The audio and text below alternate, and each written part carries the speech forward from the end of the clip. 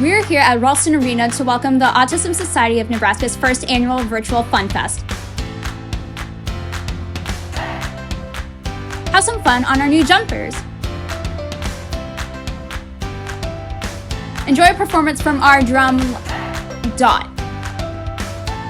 Have fun with our vehicle track and come see a real-life police car and fire truck. Yes, you can touch it.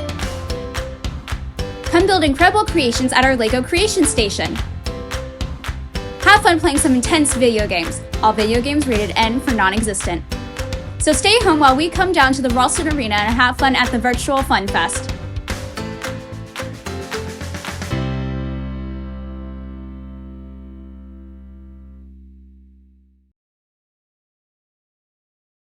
Hello everybody, my name is Andrew Roberts. For those of you who don't know me, I am the oldest son of board member Robin Roberts, and my little brother Nathan is on the spectrum. Nathan was diagnosed with autism in 2007 at the age of 5. Soon after, we joined the Autism Society of Nebraska family, and it's been a wild ride ever since. Between the monthly meetups, the sensory-friendly holiday events, and other major events such as the Funfest and sensory-friendly movie nights, the Autism Society has done a lot for families like mine and families from all around Nebraska that have been affected by autism. This year, however, it's a bit different. With the current state of health in this world, ASN was forced to make a really difficult decision and change the annual Funfest event to a virtual event. This decision was by no means easy, seeing as both this is our most popular event and our biggest fundraiser.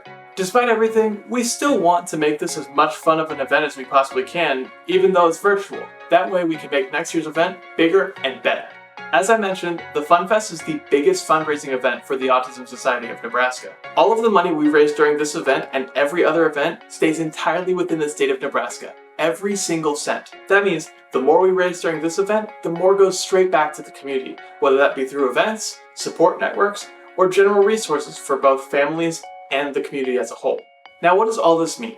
Well, even though we are moving to a virtual event, we still need the money to continue throughout the year. So, this Saturday, April 18th, starting at 10 a.m. Central Time, please join us for the virtual Funfest. We'll have events such as a virtual art fair, an online storytelling. There will even be an online auction that you can take part in. On top of all of that, everyone who registers for the event will get the 2020 Funfest t-shirt, designed and voted on by members of the autism community. And the top fundraising teams will get to choose from a variety of gift cards and prize packages. Not only that, but anyone aged 12 through 29 who fundraises over $100 will get an extra special prize. Even I don't know about it. We really do hope that we can make this event as fun as possible, despite everything that's going on.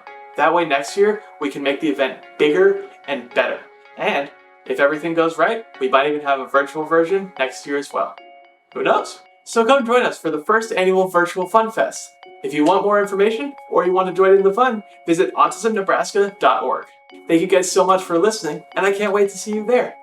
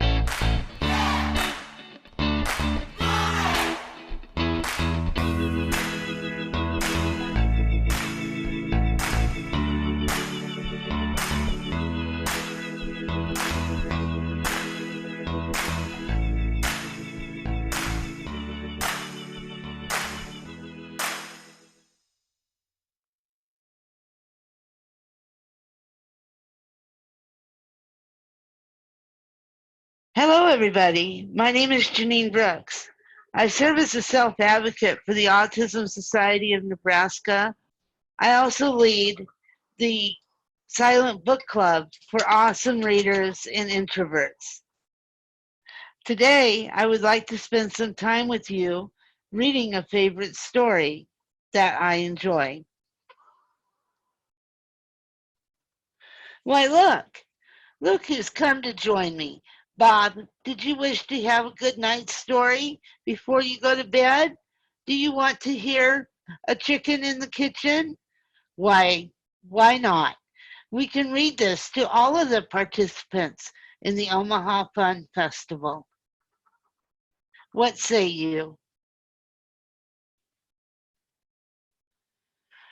Chicken in the Kitchen is written by Nettie Okafor. It's Chicken in the Kitchen is written by Nettie Okafor and illustrated by Murdoch Amini. It is a beautifully illustrated story with a world overtone to it. I hope that you enjoy it just as much as Bob and I do. What would you do if you woke up one night to find the shadow of a giant chicken passing your bedroom door? Well, unless you live with chickens, you would go and investigate, of course. When Aniago follows a giant chicken into her kitchen one warm night in Nigeria, she embarks on a fun-filled adventure where nothing is quite as it seems. Is the nature spirit that lives in the wooden walls of her house a help or a hindrance? Is the mischievous giant chicken a friend or a foe? More importantly, will Aniago be able to save the food for her aunties have cooked for the new yam festival the next day? And as you can see, this book belongs to Bob the chicken that you just met. It is beautifully illustrated, and here is a hand-drawn picture of the chicken looking down at Aniago. And as you can see, it is written and dedicated to Bob, and Janine Brooks. And this scribbly line here is the author's signature. Nettie dedicates this book to her daughter, who is named Aniago. She loves chickens, adventure, and meeting interesting people.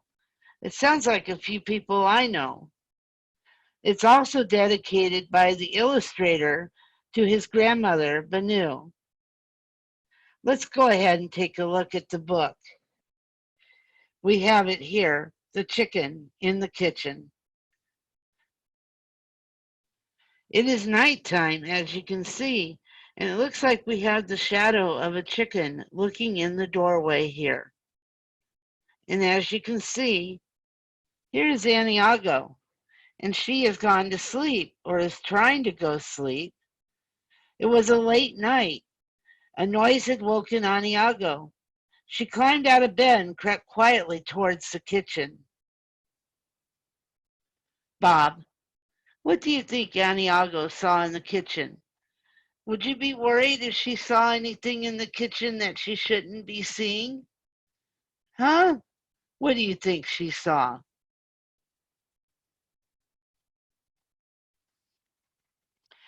Look, there is Aniago, and look at this feathery mess. Why, look, it is definitely a chicken, and the chicken has pulled out some of the vegetables in the kitchen.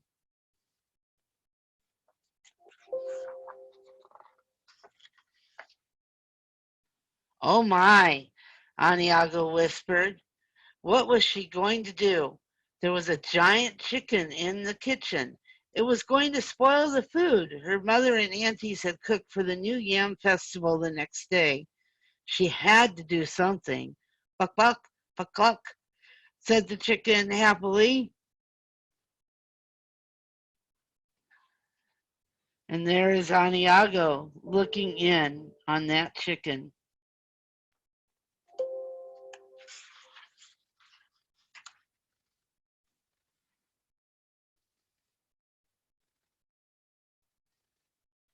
And Aniago is still looking. She's peering behind the door as she looks on at the chicken. The new Yam Festival marked the beginning of the harvest season. It was a time for being thankful, dancing, seeing friends and family, and of course, eating lots of yams.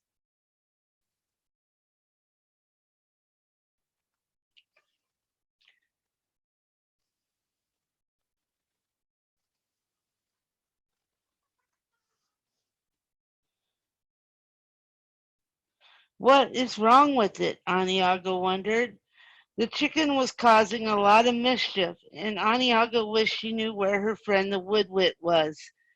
He was a nature spirit. He would know what to do.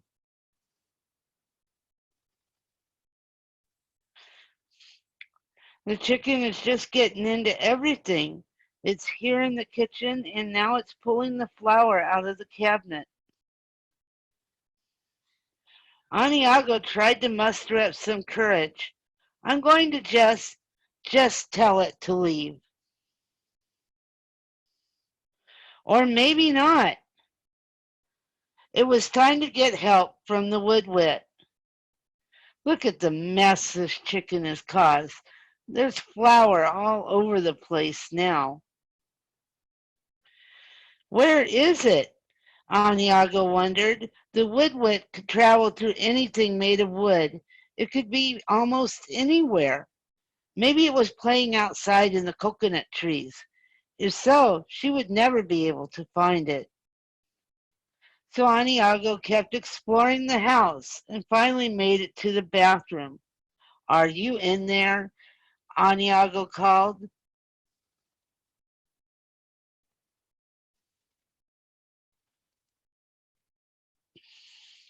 There you are, Aniago said. There you are, the woodwit said. It laughed. Ha ha ha! You have a chicken in your kitchen and you want to get rid of it. How do you know? I know everything that the wood knows, the woodwit said. Aniago didn't understand what the woodwit meant, but that didn't matter. The woodwit was always saying odd things like that. Will you help me? Sure, I love being helpful. Bob, do you like to be helpful? What are some things you like to do from time to time to help out around the house? Oh, you like to wake people up in the morning. That's rather helpful. Well, let's see what the woodwit can do to help.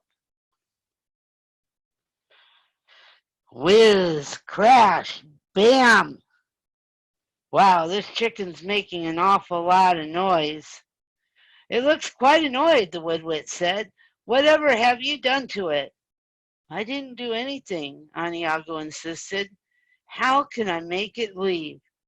Ask it, the woodwit said, but ask it in Chickenese. But I don't speak Chickenese, cried Aniago. Say buck buck cluck, the woodwit suggested, but you have to say it just right. It burst out laughing, amused with itself. Aniago lifted her chin, clenched her fists, and said,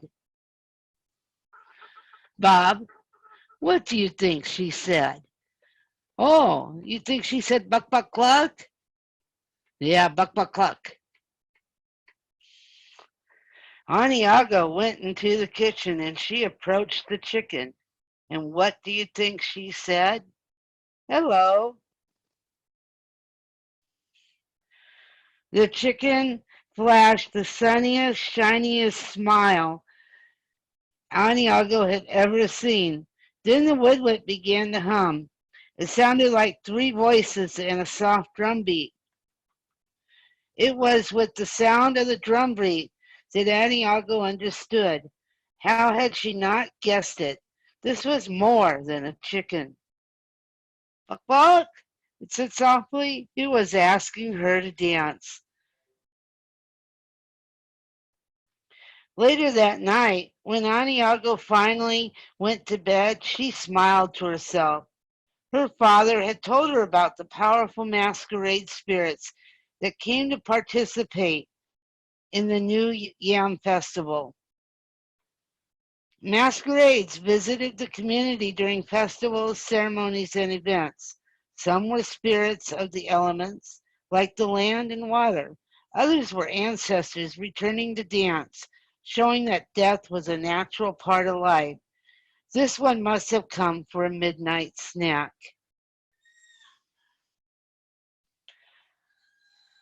In the morning, Aniago went to the festival where she hung out with her family and her friends and her mother. At the new yam festival the next day, Aniago ate several yam dishes and saw some of the biggest yams she had ever seen. But throughout, she watched many wonderful masquerades perform. Unfortunately, she did not see the chicken masquerade among them until Bob. When do you think she saw the chicken during the daytime at the yam festival? Can you give me an idea? Yo, you're not sure she saw the chicken? Do you think the chicken was hiding? Oh, let's find out, Bob. Why, look, it's the end. We have no more pages after this. Can you see the chicken in the masquerade? How is the chicken dressed? Let me show you in case you're not able to see the chicken in disguise. Bok, bok, cluck, make sounds of chickens in your life. Bob and I would like to thank you for listening to us read his favorite story. We hope that you sure enjoy this virtual Funfest here that the Autism Society is hosting, and we thank you for listening to our story.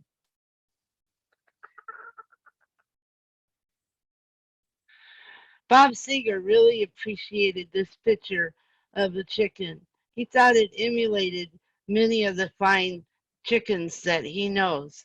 This picture was drawn by Jake Jones, age 7. Jake, Bob intends to send you a copy of the book, Chicken in the Kitchen, that you can enjoy with your family.